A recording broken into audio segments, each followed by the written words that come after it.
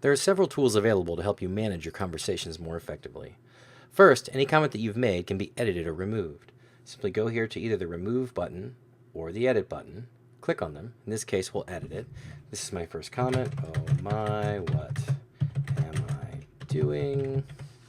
Hit Submit Change, and your edited comment will be listed.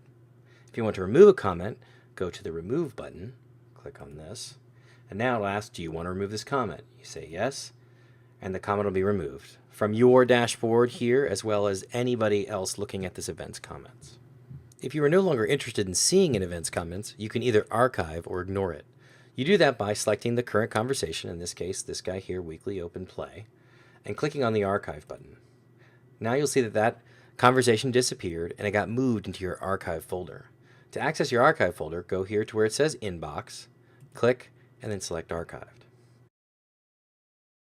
If you want to remove the conversation completely and never see what is happening with it, then you would ignore it by selecting the Ignore button here.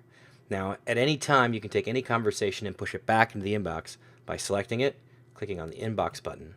Now, if we go back to our inbox, we'll see that that recently archived conversation is now back in our inbox. Comment threads can become really long, and it's often difficult to find the comment or comments you're looking for. So we have created some tools to help with this. Let's go over here to another conversation, this case Weekend Games, that has more comments on it. Now, you can see that we've got several different comments that are listed here. The first tool we have is the ability to solo comments by an individual. So let's say, in this case, I want to see all of my comments, AirsoftC3 player. If I click on this little eye icon here that appears when I put my mouse over the name, now it will hide everybody else's comments and just show me my own. At any time, I can click on Remove Filters to bring it back.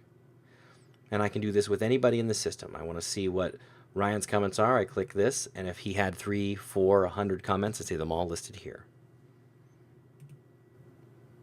For even more refinement tools, click on the gear icon on the current conversation.